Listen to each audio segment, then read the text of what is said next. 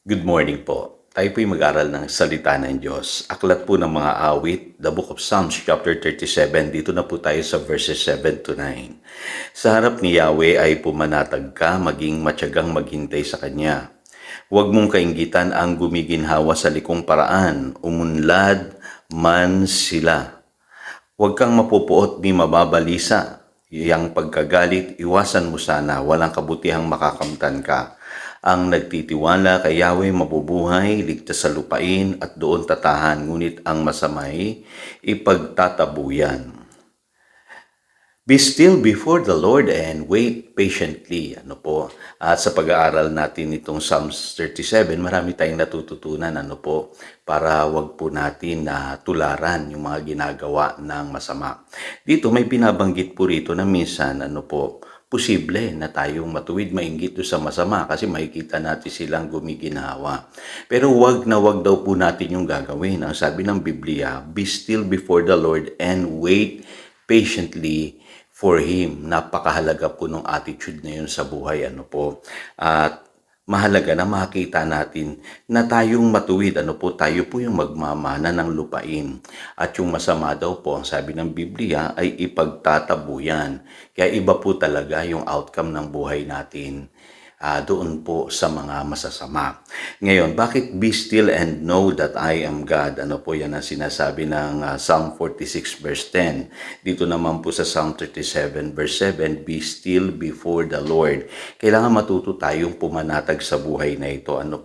Kasi naunawaan natin na God is in control, in the lives of His children. Lagi natin iisipin yan, ang Lord ang may hawak ng aking buhay. Ang mundo, papasama sila ng papasama. Yan ang sinasabi ng Galatians chapter 1 verse 4 at ang sabi ng Panginoon sa John 16 verse 33, in this world you will have trouble. Bakit po? Kasi magiging magulo po ang mundo sa huling araw. Yan po ang sinasabi ng 2 Timothy chapter 3 verse 1, there will be terrible times in the last days. Kaya yung mga nasa sanlibutan po, magulo ang kanilang buhay. At sabi nga tayo ng mga anak ng Diyos, nasa sanlibutan pa rin tayo. Kaya ma-experience natin, makikita natin itong kaguluhan na ito sa buhay nitong mga unbelievers.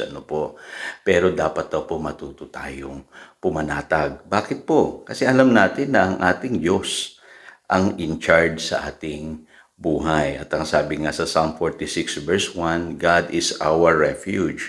Ang ibig sabihin po ng salitang refuge, a safe place to hide, and strength, a very present help in trouble. Tutulungan tayo palagi ng Diyos sa buhay na ito. Kaya matuto tayong pumanatag. At ang sabi ng Romans chapter 8 verse 28, we know, alam daw po natin that in all things, God works for the good of those who love Him, who have been called according to His purpose. Kaya mahalaga, alam natin, we know, yung po ang sinasabi ng Romans chapter 8, verse 28, na ang Diyos ang in charge sa ating buhay. Ika nga, God is in control. Yung salita namang wait patiently, ang ibig sabihin po niyan, wait expectantly. Kaya tayo naghihintay, nagtsatsaga kasi may inaasahan po tayo, At lagi natin tatandaan, ang Diyos hindi siya nadidelay, Yan ang sinasabi ng Ecclesiastes 3:1, ang Diyos po ay hindi nadidelay, lagi po siyang on time, At ang kanyang mga pangako, siguradong matutupad, mangyayari sa ating buhay. Mamanahin natin yan kung tayo po'y mananampalataya at mananatiling nagtsatsaga, kahit hindi pa natin tinatanggap yung pangako. Yan po sinasabi ng Hebrews chapter 6 verse 12, by faith and perseverance, tatanggapin po natin yung pinangako ng Diyos. At God rewards those who wait patiently. Kung marunong po tayo maghintay, nire-reward tayo ng Lord. Sabi po sa Lamentations chapter 3 verse 25 to 26, the Lord is good to those whose hope is in Him, to the one who seeks Him.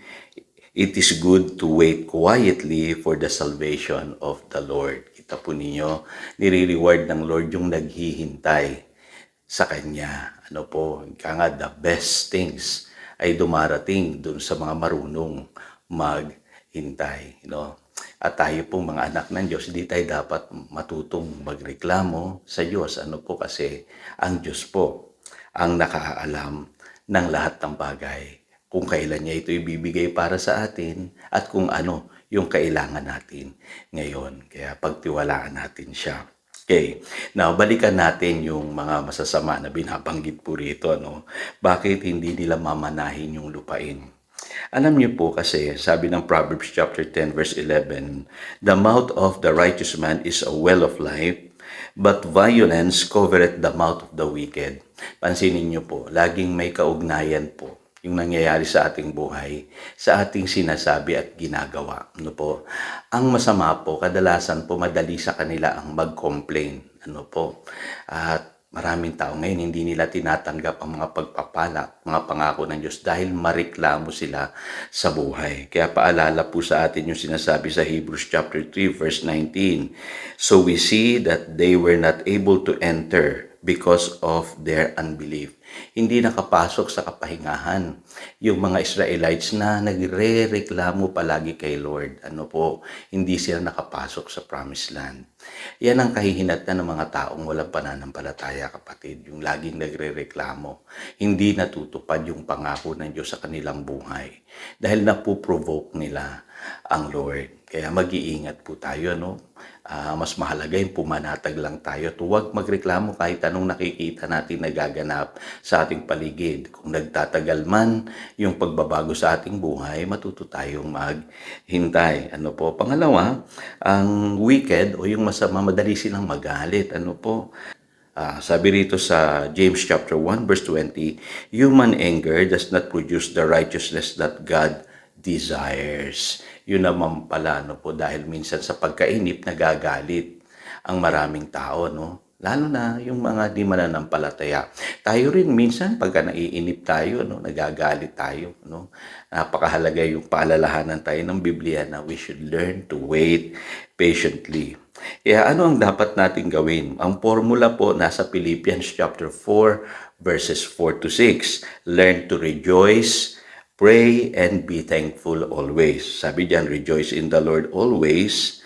I will say it again, rejoice. Let your gentleness be evident to all. The Lord is near. Eksakto po yan sa pinag-aaralan natin. Ano po? Sa halip na magalit tayo, let your gentleness be evident to all. Lagi nating iisipin that the Lord is near. Naririyan po siya upang tulungan tayo. At ang sabi rito sa kasunod na verse, "Do not be anxious about anything, but in everything by prayer and petition with thanksgiving, present your request to God." Pag-pray natin lahat. Do not be anxious. Huwag tayong mabalisa. Ano po, God is in control. At lagi tayong magpasalamat. Mahalaga yung lalabas sa bibig natin, pagpapasalamat, hindi pagrereklamo. So again, ito si Pastor Jojo nagpapaalala upang daluyan tayo ng pagpapala, manatili tayo sa kanyang salita. Good morning.